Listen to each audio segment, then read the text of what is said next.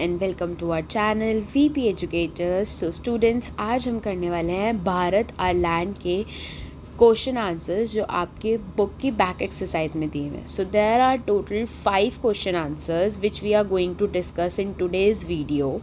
Before that, I wanted you all to please like and subscribe to our channel and don't forget to comment. So students, आज की video important क्यों है, आपको क्यों पूरी देखनी चाहिए, and why it is important to understand the question answer. So first is आप लोगों को ये समझना है how to write an answer. See, Bharat our land जो पोम है ना, वो छोटी है, ईजी है, at the very same time उसमें थोड़े कॉम्प्लेक्स वर्ड्स को यूज़ किया गया है, हार्ड लिटरेचर को यूज़ किया गया है. हार्ड लिटरेचर का मतलब है जहाँ पे आपको वर्ड्स अच्छे से पिकअप करने हैं. कुछ बच्चे आंसर्स लिखते हैं हिस्ट्री की तरह कि भाई हाँ ठीक है, ये स्टोरी थी, बट लिटरेचर में हिस्ट्री आएगी ज़रूर, बट उसका लैंग्वेज ऑफ राइटिंग बहुत डिफरेंट होता है. तो what you will write, how you will score the marks, आज हम वो समझेंगे कि हमें क्या आंसर्स में पुट करना है ताकि हमें ज़्यादा मार्क्स मिले, हमारी आंसर शीट कैसे अलग हो बाकी आंसर शीट से, और हमें कहाँ पे ज़्यादा फोकस करवाना है चेकर का कि ठीक है वो इन वर्ड्स को फोकस करेगा तो मुझे पूरे मार्क्स दे देगा. वो पूरा आंसर्स भी नहीं पढ़ेगा पर वो सर्टेन वर्ड्स को पढ़ेगा कि हाँ बच्चे ने इस वर्ड को यूज़ करा है तो वो मार्क्स देगा. तो ठीक है students, I hope you all are ready. तो अपने कानों को और आँखों को खोल कर बैठेंगे और ध्यान से समझेंगे एंड कमेंट सेक्शन पे अपनी क्वेरीज को ज़रूर लिखेंगे. I love to answer them. Alright, तो फर्स्ट क्वेश्चन है हमारा, how does the poem reflect a strong connection to culture, identity and heritage. अच्छा, ये क्वेश्चन समझना बहुत इंपॉर्टेंट है. पोम्स के अंदर खासकर बच्चे आप लूज़ करेंगे मार्क्स को, क्योंकि अब आपकी पोम थोड़ी सी ईजी तो है पर ट्रिकी भी है. जैसे क्वेश्चन पूछा गया है कि कैसे आप बताओ पोम रिफ्लेक्ट करिए strong connection between cultural identity and heritage.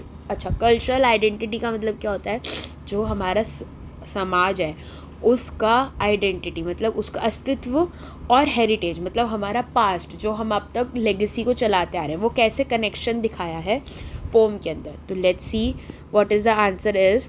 तो आंसर है the pome beautifully celebrates India's rich culture. हम सेलिब्रेट करते हैं ट्रेडिशन, सेलिब्रेट कर रहे हैं म्यूज़िक एंड स्पिरिचुअल लेगेसी, जो स्पिरिचुअल लेगेसी है उसको. अच्छा, It takes pride in India's timeless values and ancient wisdom. ये क्या है, हमारी जो इंडिया की जो प्राइड है, मतलब हम जो गर्व करते हैं, टाइमलेस वैल्यू मतलब हमेशा से शुरू से लेके आज तक हम इसकी बहुत वैल्यू कर रहे हैं, और एंशंट विजडम है एंड ग्लोरियस पास्ट. हमारा पास्ट कैसा है, ग्लोरियस पास्ट है, जो शोइंग कर रहा है अ डीप रूटेड कनेक्शन. जो हमारा पास्ट है वो क्या शो करता है, डीप रूटेड कनेक्शन शो करता है to our cultural identity and heritage. क्या शो कर रहा है, हमारा cultural identity and heritage. Alright students, you can see मैंने कुछ वर्ड्स को हाईलाइट किया, जैसे cultural, tradition, music and spiritual legacy, rich. ठीक है, डीप रूटेड कनेक्शन. अच्छा, अब ये मैंने डिफरेंट क्यों लिखा, मैं लिख तो सेम पेन से सकती थी पर मैंने इसको हाईलाइट क्यों करा, ताकि जो रीडर है, ताकि जो चेकर है उसको पता हो कि yes the student has readed the pome, the student know which word you should use, the student know which vocabulary should be uses. That is why. ठीक है, तो अपने आंसर को ऐसे हाईलाइट करना है, आप लोगों को ऐसे अपने आंसर्स को फ्रेम करना है to gain the good marks. Alright, let's move ahead to question number 2. So question number 2 is saying, what can you infer about the poet's attitude towards India from the repeated phrase she is peerless, let's praise her. Okay, अब आपको क्या लगता है जो poet का जो attitude है ना इंडिया के प्रति, कि वो बार बार रिपीट कर रहा है उस फ्रेज को, उस लाइन को, कि she is peerless, let's praise her. मैंने बताया था शी यहाँ पे किसको डोनेट करा जा रहा है, प्लीज़ कमेंट सेक्शन में बताएंगे आप लोग मुझे. लेट्स प्रेज हर, उसको क्या करो, गर्वित करो, उसको क्या करो, प्यार से रखो. तो बताइए क्यों पोएट ने बार बार इस फ्रेज को रिपीट करा है. Let's look at the answer first. The repeated phrase shows the poet's deep admiration, love and reverence for India. Okay, जो deep admiration है, I'm so sorry, जो deep admiration है, love है, reverence है poet का nation के through वो उसको बता रहा है कि भाई हमें क्या है, जो हमारी इंडिया है, शी मतलब उसने पर्सोनिफिकेशन यूज़ करा, she is denoted to India, ठीक है, द मदर, ठीक है। उसको क्या बोल रहा है कि हमें उसे डीपली एडमायर कर रहा है, जो पोएट है वो डीप एडमायर कर रहा है, अपना प्यार दिखा रहा है, अपनी रिस्पेक्ट दिखा रहा है इंडिया के प्रति।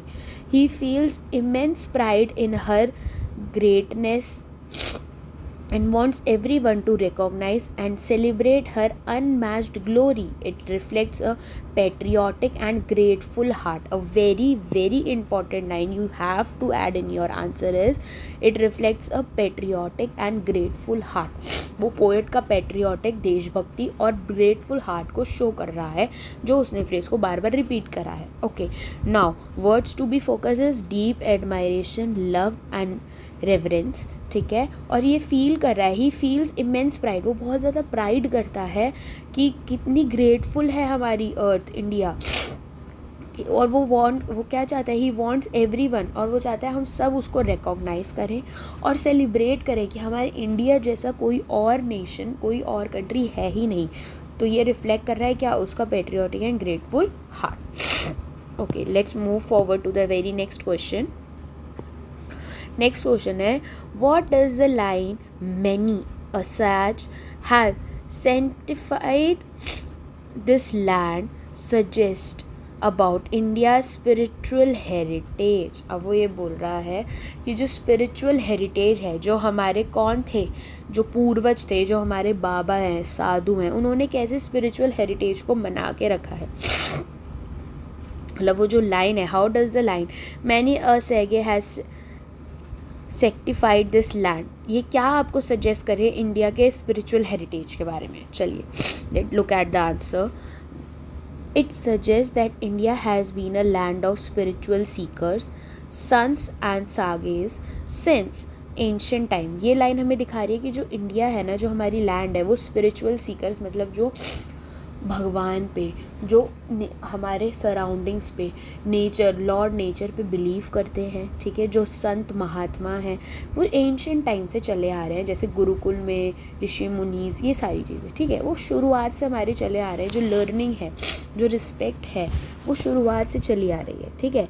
There teaching, pens and wisdom has made this land, जो उनकी टीचिंग है ना, जो उनकी एग्जिस्टेंस है, उसने विजडम क्रिएट करा है इस लैंड को, और क्या बना दिया, pure, secured and a guiding light for the world. और क्या बना दिया, एकदम प्योर बना दिया, सबसे अलग बना दिया, और एक गाइडिंग लाइट बना दी है दुनिया के लिए। हम दुनिया को गाइड कर रहे हैं बहुत सारी चीज़ों के अंदर। Okay, all right, next come to question number 4। How does the poet connect warriors and music to India's greatness. कैसे पोएट ने वॉरियर्स को और गानों को मिला दिया इंडिया की ग्रेटनेस दिखाने के लिए। Let's see the answer.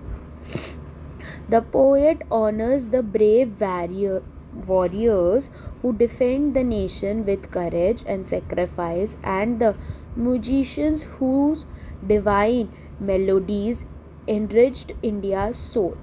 Together they respect strength, valor and the cultural wealth that make India's great. जो पोएट है उन्होंने क्या दिखाया बच्चों, the poet honours brave warriors, उन्होंने ब्रेव वॉरियर्स को कैसे ऑनर किया, defended the nation with courage, उन्होंने डिफेंड करा है नेशन को करेज से, एंड सेक्रीफाइस किया, एंड द म्यूजिशियन जो है, जो म्यूजिशियन है, हुज डिवाइन एंड मेलोडियस, उनकी जो डिवाइन और मेलोडियस गाने हैं उससे इनकरेज्ड है इंडिया सोल, उसकी इंडियन सोल से, ठीक है। टुगेदर, मिल के वो रिस्पेक्ट कर रहे हैं स्ट्रेंथ, वॉलर मतलब उनकी हिम्मत को, एंड द कल्चरल वेल्थ, और हमारी जो कल्चरल वेल्थ है, एंड मेक इंडिया ग्रेट, और इंडिया को बना रहे ग्रेट बना रहे। Okay, very last question. How does this pome foster a sense of nation pride. A very important question, star बना लेना।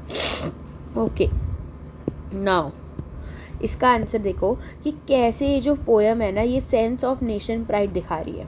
ओके, तो poem highlight India's glorious history, ये इंडिया की ग्लोरियस हिस्ट्री को दिखा रहा है। स्पिरिचुअल डेप्थ, मतलब हम स्पिरिचुअली कैसे कनेक्ट है उसे दिखा रहा है। कल्चरल रिचनेस, हमारी जो कल्चरल रिचनेस है उसे दिखा रहा है। एंड ब्रेव हार्ट, जो हमारा ब्रेव हार्ट है उसे दिखा रहा है। इट इंस्पायर्स, वो इंस्पायर करता है love, respect and pride for our motherland. वो क्या इंस्पायर कर रहा है हमारे को? Love, respect and pride for our motherland and encourages us, और हमें इनकरेज कर रहा है to cherish and contribute to her greatness, कि हम चेरिश करें, कंट्रीब्यूट करें उसकी ग्रेटनेस में, ना कि उसको डर्टी करें, पॉल्यूटेड करें। ओके, तो these are the 5 question answers of your text book.